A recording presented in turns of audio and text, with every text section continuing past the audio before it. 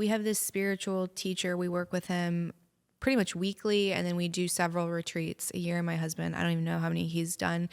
And he's kind of like an OG psychonaut. Went to Harvard. Oh, damn. Ran with Ram Dass and Timothy Leary. Like, he's just a wild man.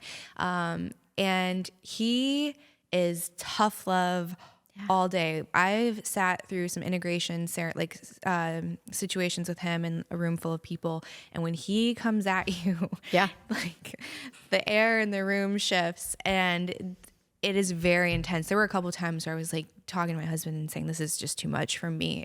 It was really, really a lot, but that's what that person needed. And I think with a lot of this, especially the spiritual space, when you're getting into psychedelics, that integration is just love and kindness. Yeah. And it's love and kindness. And there's this quote, I want to say it. It's because I felt like it's pertinent to pretty much the whole conversation, but it's a Nietzsche quote. And it says, if you haven't lived long if you haven't realized the compassionate hand sometimes kills. Right. And this is very much Carlos Waters. You know what I mean?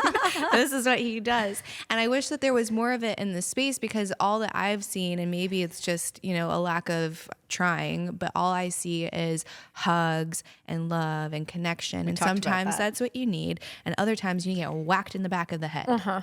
Yeah. So I come from like my family is a little rough, like in like a really positive way, just like, baby of 7, no running water till 12, came over from war, like rugged people. And the thing that I loved about my childhood was that it was a little tougher.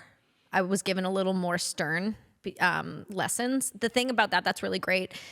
I don't know if you've been able to tell from all of the content you've been so willingly digesting, which I appreciate, is that I am really passionate and I'm really stern sometimes. And when I say something, if I'm saying it and I'm saying it with a certain energy, there's a reason for it.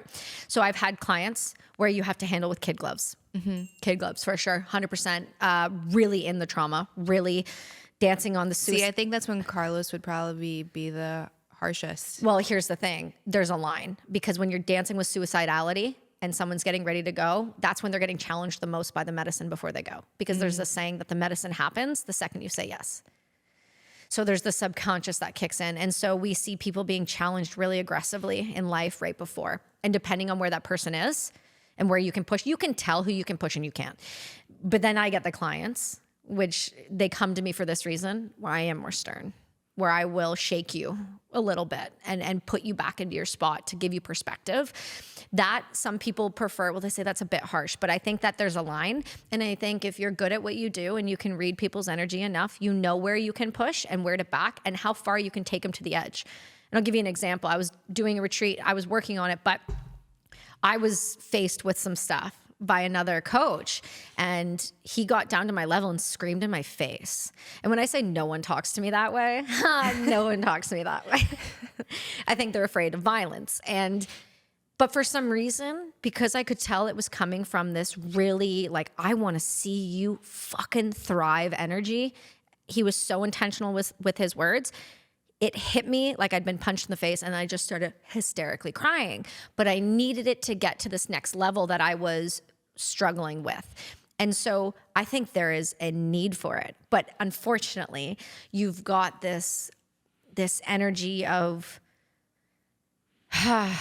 everyone needs to be handled with kid gloves. And part of the problem is that's just not reality. Some people need to be shook a little, and that's okay as long as you know who that is and who you're doing it to.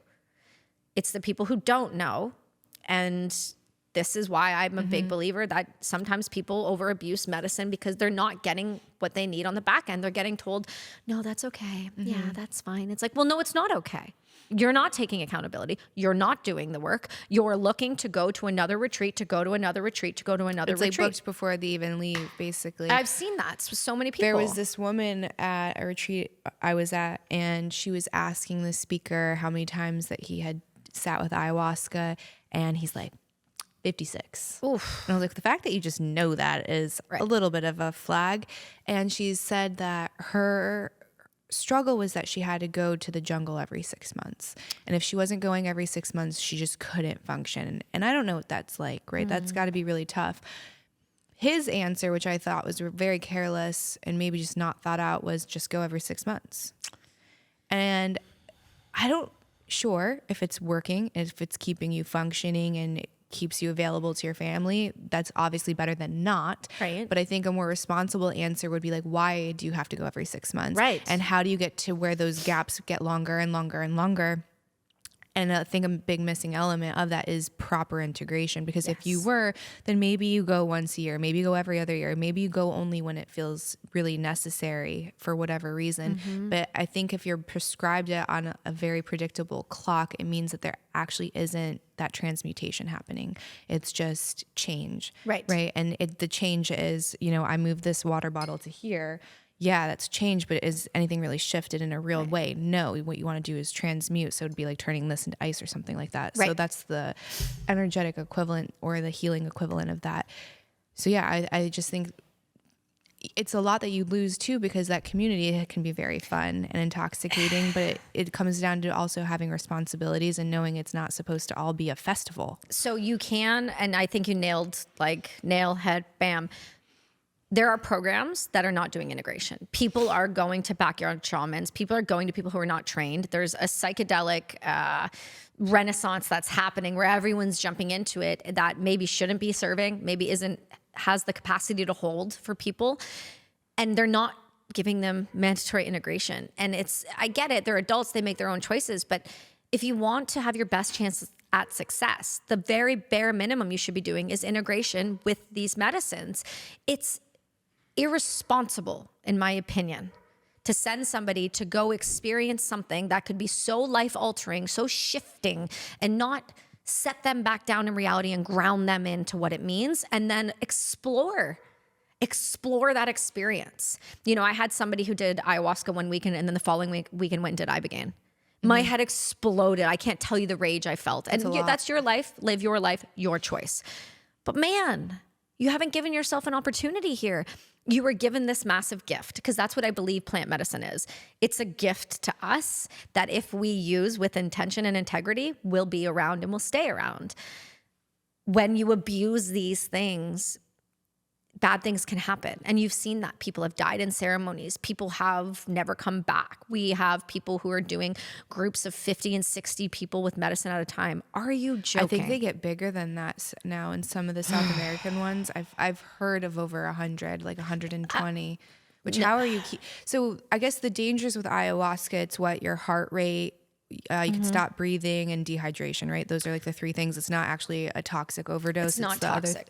You're not going to have that. I mean, I've seen people drink. I've seen women smaller than me drink just unbelievable amounts of ayahuasca and just be perfectly still and fine. I've had this much before in a ceremony. I feel like I'm getting hypersensitive to medicine, so I actually use less to really go. And I've been completely in space for 8 hours. So I think it's intention. It needs to be, people are not intentional with a lot of things in life. Yeah.